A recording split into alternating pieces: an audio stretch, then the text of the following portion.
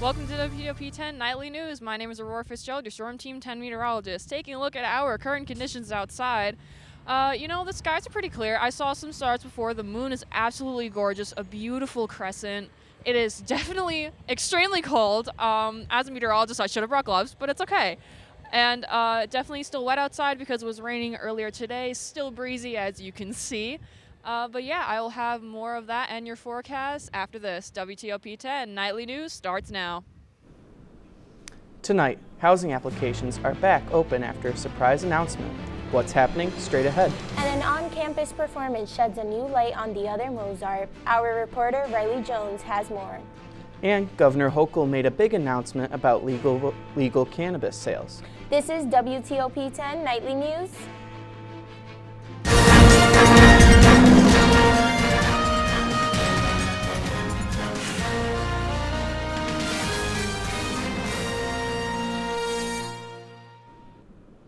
SUNY Oswego students are getting another chance to apply for on-campus housing. Good evening, everyone. I'm Seth Appleby. And I'm Amani De La Cruz. In two separate emails to the campus today, SUNY Oswego Residence Life and Housing announced they will be reopening housing applications for both the village and the residence halls. In the email, Res Life says the reopen applications are for anyone who missed the original application and selection process that originally ended on March 9th. The applications will be reopened until Friday, April 7th. Once students complete the application, Res Life says they will assign them to one of the open spaces they currently have. The email also reminds students that all first-year students must live on campus for 2 years. We reached out to the campus for comment, and we have not yet heard back from them. SUNY Oswego's next presidential candidate laid out what she would like to see for the campus if she's appointed. The candidate is Distinguished Professor of Chemistry and former Dean of Arts and Sciences at Syracuse University, Karen Rutland. Rutland talked today about campus accessibility, as well as its importance, and also said that she wants to renovate some of the West Campus residence halls. You can find Rutland's resume on Oswego's presidential search website. Jennifer Knapp is the new Dean of Students of the School of Communication, Media, and the Arts. Effective March 30th, Knapp will serve as a member of the Academic Affairs Leadership Team, support recruitment, implementation, and evaluation of staff, and oversee SCMA programs. Knapp served the department previously as a professor, department chair, and associate dean. The Oswego Music Hall will be continuing their Open Mic Friday series tomorrow at 6:30 p.m. Sign-ups will also start at 6:30 and the show will start at 7. Tomorrow's show will be hosted by Larry Kyle, who has performed for over 6 decades and has released 5 original albums. The event is open to all ages and experience levels, as well as any genre. Oswego Players Incorporated are now accepting one-act scripts for the Donald J. McCain Memorial Playwriting Contest until Thursday, June 15th. The contest is free and open to those 18 years old and older. For a prospectus, which explains the contest guidelines, contact the following email address: osweplay@yahoo.com. For musical theater fans across SUNY Oswego, a special treat has been brought to campus earlier tonight. Riley Jones has the story. Tonight at the Waterman Theater, SUNY Oswego is hosting the award-winning play The Forgotten Mozart. The show follows the story of Nannerl Mozart, the forgotten sister of Amadeus. Nannerl is a musical prodigy, being both a keyboard virtuoso as well as a composer. And despite performing all throughout Europe in her youth, Nannerl is historically overlooked due to the societal norms of the time. In a discussion about the show earlier today, the director Cody Lynn Milburn spoke about what it takes to keep the show running smoothly. I am very well prepared. People give me all of the information that I need and do a lot of the front-end work, communicating with technical directors of the spaces and things like that before I even get there, so that I am set up for success to uphold the integrity of the piece. The star of the show, Daniela Gali, had a lot to say about what it means to portray her character. So I need to be, of course, completely prepared and do my homework as best as I can, and I do it. And I do it because I know when I'm on stage, nothing can be done to save me there. There's no one to play against. It's me. I'm Riley Jones with WTOP-10. The one-woman show has had over 300 off-Broadway performances and has won several different awards, including Outstanding Solo Performance and Outstanding Original Music. Moving to some state news now, residents of Syracuse are starting to report a great number of potholes in the city. The 250-some reported potholes are becoming a problem and are worrisome for Chief Operations Officer Corey Driscoll Dunham, who says that 250 is a lot for only being 3 months into the year. Dunham says that residents can use the City Line app to report potholes or call the city at 315-448-2489. Governor Hochul announces the opening of the first adult-use cannabis retail dispensary in the Capital Region, continuing to advance to the New York Seeding Opportunity Initiative. The state's goal of equity is cannabis licensing. This prioritizes providing card licenses to people with a cannabis conviction or a close relative or someone with one, and nonprofits that support them. And in New York City, the Manhattan grand jury hearing evidence in the hush money case against former President Trump will not meet this week. This comes after the former president did not get indicted on Tuesday for his alleged role in payments made to adult film star Stormy Daniels, like he predicted to happen. Meanwhile, the Manhattan District Attorney's Office is slamming House GOP members who have requested information on the investigation. The grand jury is expected to convene on Monday. It's been a rainy day here, but is this weather here to stay? Our Assistant Chief Meteorologist, Aurora Fitzgerald, is here with more. Aurora? Yep, so I'll have more of that rain for you later in my forecast. I just wanted to show you guys this picture real quick. It is so cool. These are called gravity wave clouds. Kudos to all my meteorology friends who actually got them. So basically there's a disturbance in the air. Picture when you drop a pebble into the pond and you see all those ripples. That's basically kind of what's happening here. They look like stripes and they're so cool. I'll have more for you guys after that. Back to you guys. Thank you, Aurora. Still to come on WTOP-10 Nightly News, the Biden administration is calling for changes to TikTok. Plus, President Biden visits Canada today. Find out why after the break.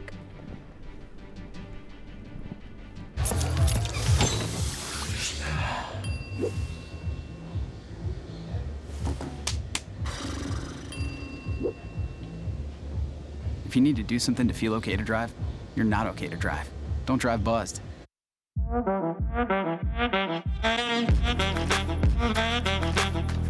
Shine on that boy. Look at the bling. Look at do we got a diamond tester on? Yeah, that's getting bad. Yep. 10 out of 10 recommend on Yelp.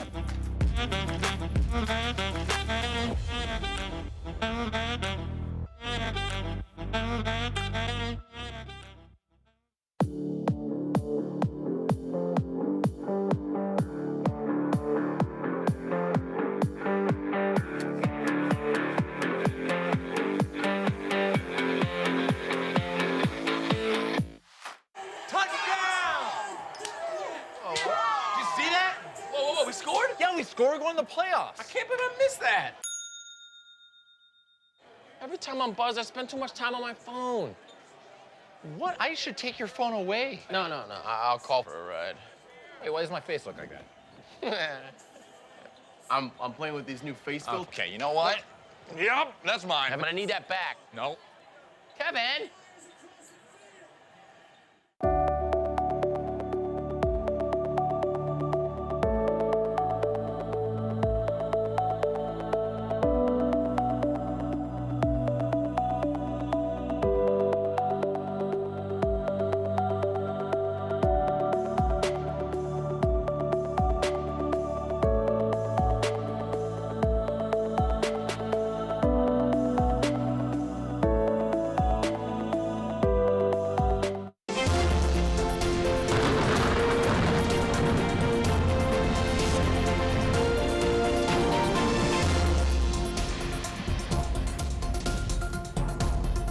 Welcome back to WTOP-10. I'm Aurora Fitzgerald, your Storm Team 10 meteorologist, taking a look at our weather headlines.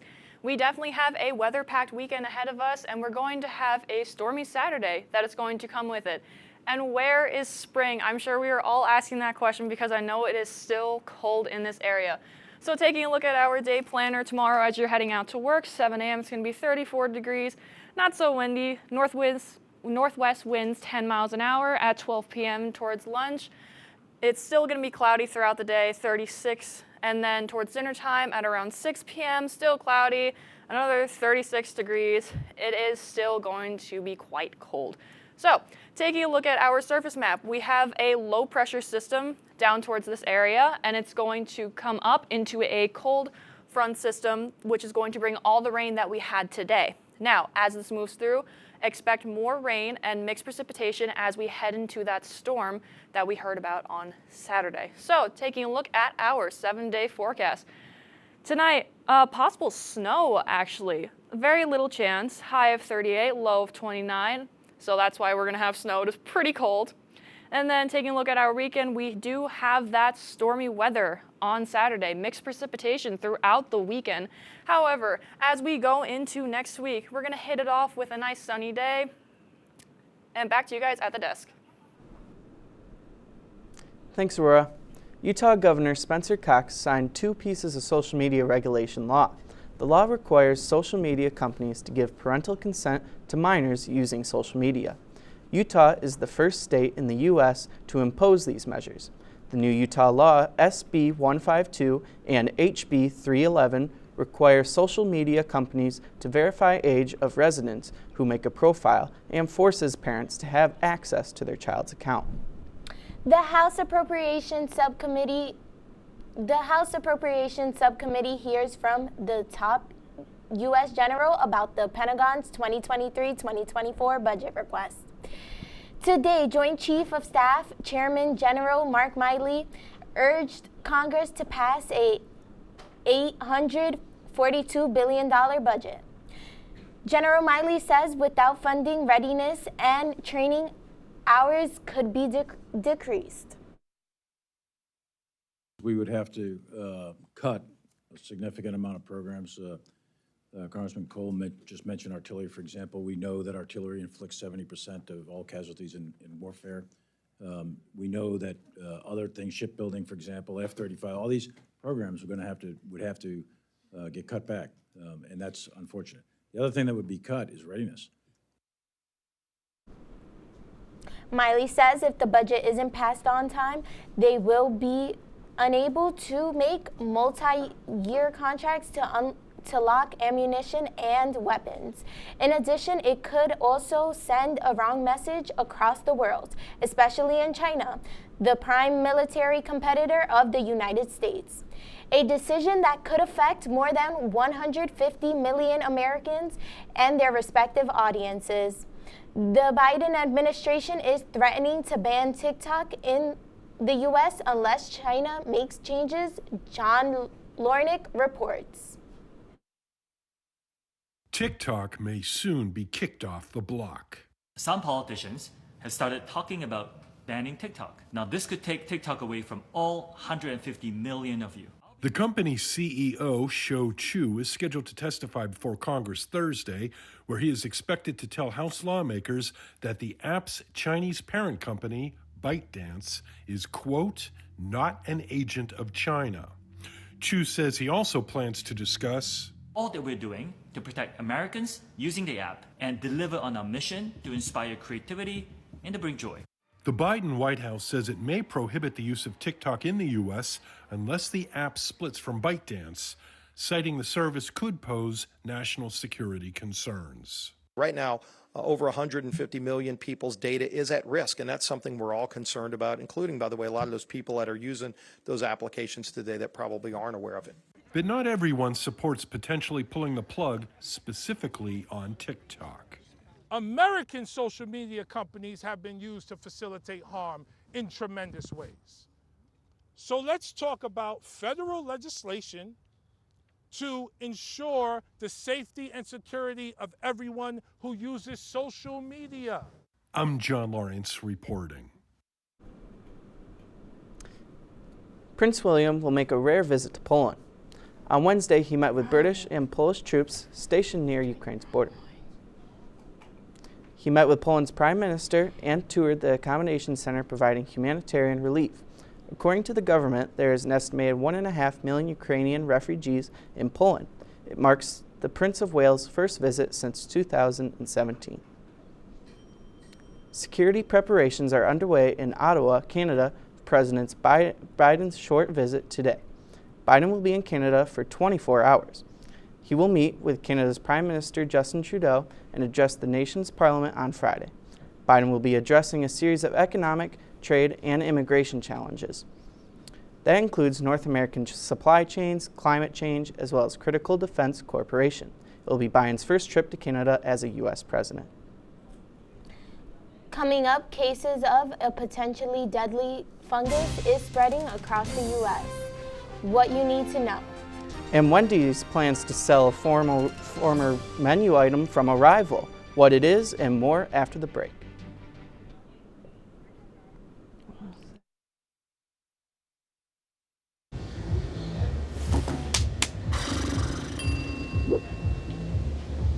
If you need to do something to feel okay to drive, you're not okay to drive. Don't drive buzzed.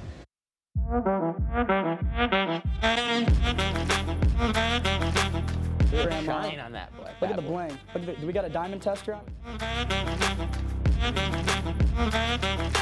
Yeah, that's getting bad. Yep. 10 out of 10 recommend on Yelp.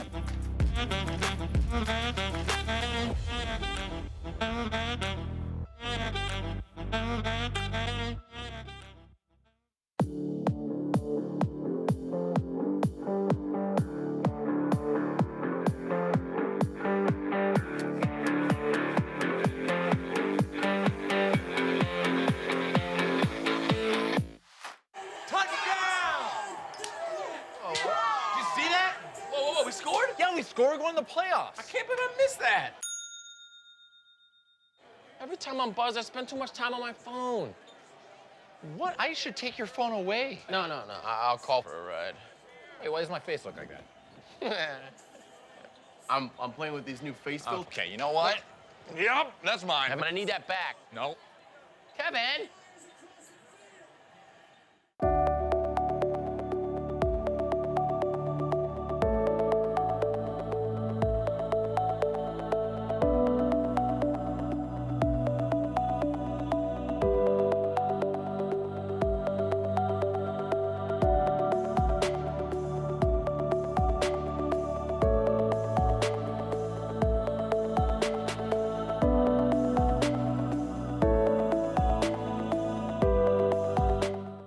Welcome back. Here's the latest in your consumer news.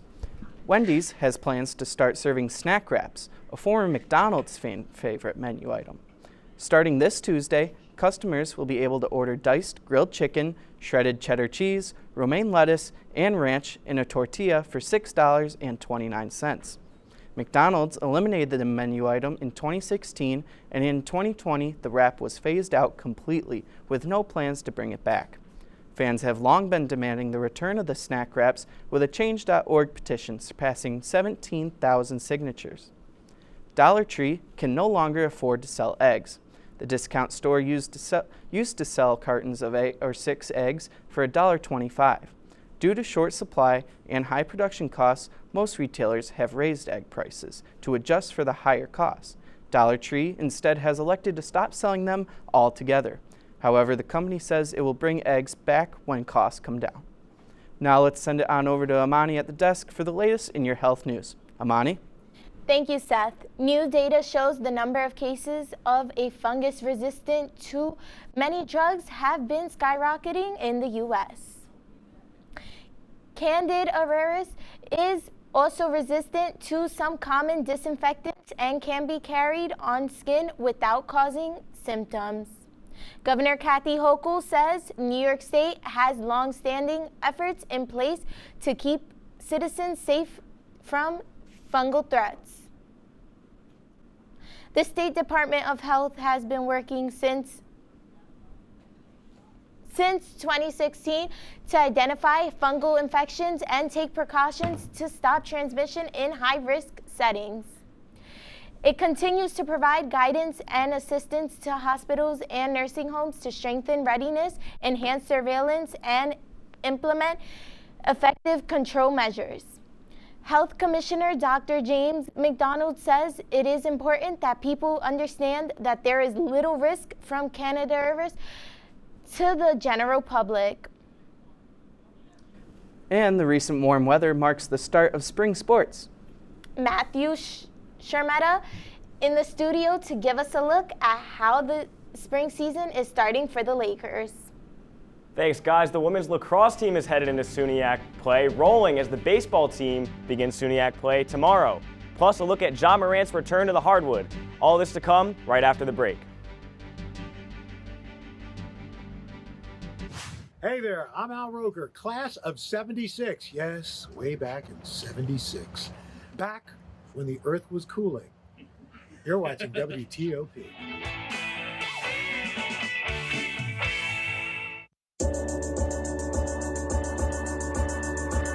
The Kinda Late Show with Chloe and Anna.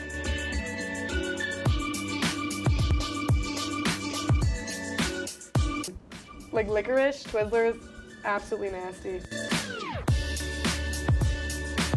The thought of turkey is just nauseating. I think you're wrong, is what I think. You think I'm wrong a lot of times. I do think you're wrong a lot. When you look at the number of disasters in the U.S., chances are every area will deal with some kind of emergency in the next decade. And between school, sports, and social lives, chances are you won't be with your kids when it happens. Will they know what to do? Ready.gov/kids has the educational tools and information to make the conversation easy. When the time comes, chances are they'll feel prepared, not scared. So talk with your family today.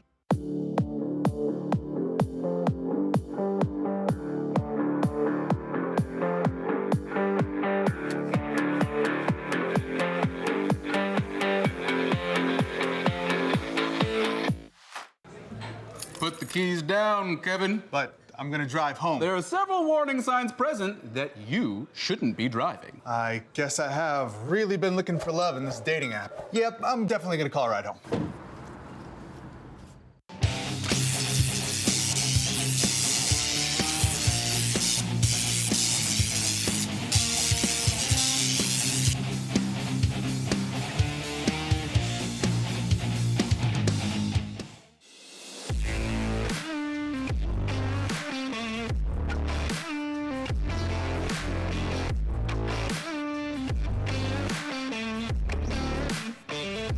Welcome back to WTOP-10. I'm Matthew Sheremeta, and here's your Thursday night sports report. Spring is officially here, and the Oswego State women's lacrosse team are blooming early as a 14-7 victory over Nazareth Golden Flyers improves their overall record to 5-2.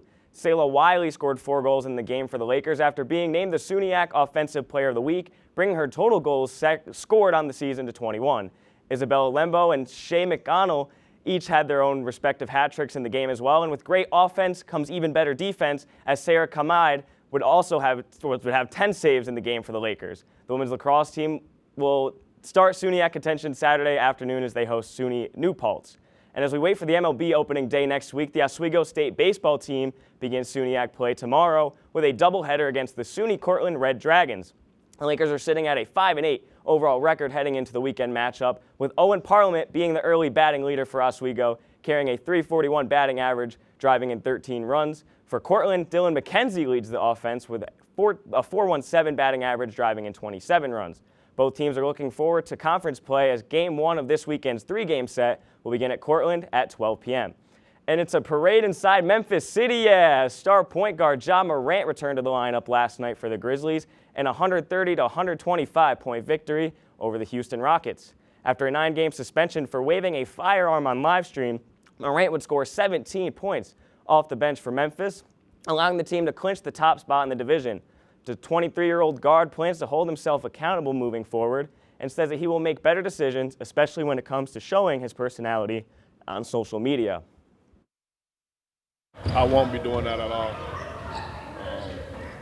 me saying things, actions speak very louder than words. So that's my main focus now. Obviously, super excited to be back with my teammates. Morant says that being away from the team hurt him the most and was happy that the crowd welcomed him back last night with positive energy. The Grizzlies' win was not held only on the back of Morant, however, as forward Jaren Jackson Jr. led the charge with 37 points and 10 rebounds, scoring 25 or more points in his last 5 outings. The Grizzlies will face the Rockets once more tomorrow night at 8 p.m. as they look to sweep their regular season series with Houston. And as the NBA season comes to a close, the New York Knicks are still looking to secure their own spot in the playoffs as they took a trip to Miami to take on the Heat. Kevin Love's going to start things off a full-course dime. It's in the breadbasket of Jimmy Butler, an easy lay-in from a beautiful assist from Kevin Love. And now the Knicks leading in the first. This one stripped by Brunson. He's going to run it coast to coast. Throws it up for grabs. Julius Randle there to slam down the alley-oop. That's going to be 1 of 6 assists on the night for Brunson. Now we're in the second half. Jimmy Butler working on Grimes. Shimmy right. Help defense closing in. Chucks it up. Somehow gets it to go for the and one potential three-point play. Might as well call him Himmy Butler after that shot. And it's back in Himmy's hands. Why not let him work? He's going to drive the paint. Throws up the floater. Clanks off the front of the iron. Slam, bam, Adebayo there for the put-back dunk. A vicious dunk from Adebayo. And now this one over to Strus. He's going to pull it up from Ocean Drive. Bang! Too easy for Strus, too wide open. Dwayne Wade loving what he's seeing from the Heat right now. And word to Drake and 21 Savage, Jimmy cooks. That's going to be 35 points on the night for Jimmy Butler. He puts the nail in the coffin. Knicks are going to fall short. It's 127-120 final. They stay in Florida to take on the Orlando Magic tonight. And that's all I've got for you for sports. WTOP-10 Nightly News will be back right after this break. Hi, I'm Megan. And I'm Donna. And this is the Sunset Show. Grab your low-rise jeans because we're taking it back to the 2000s. Let's go, girls.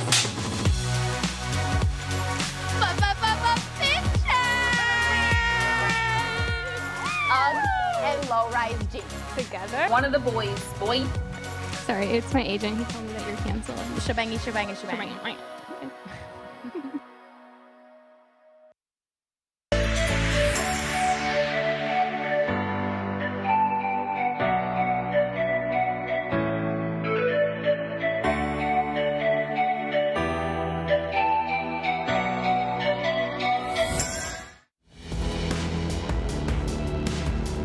Welcome to the burial ground.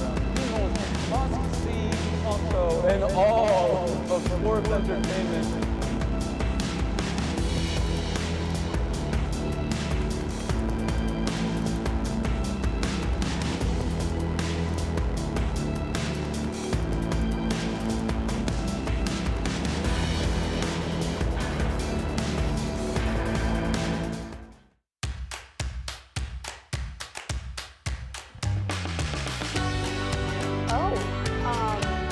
Welcome back to the Kind of Lake Show, where we talk about anything and everything going on in our lives and yours. Well, my birthday was November 13th, so it's been quite some time. I think at the end we saw him get up. I did that. I can't. He's a winner, and I did bring you sweater for everyone. There you go! I know your dreams. You started the paper throwing, just the immaturity. You lost before you even argued. Pretty insane that the Clippers, 10 of the last 11 postseasons, they're in there.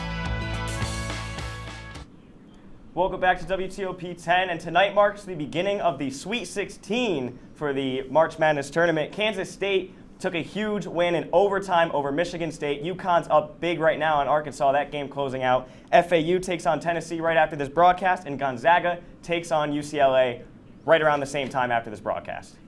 Thanks for joining us. That's our report for tonight. Be sure to stay tuned for the Mick and Nick Show. From all of us here at WTOP-10,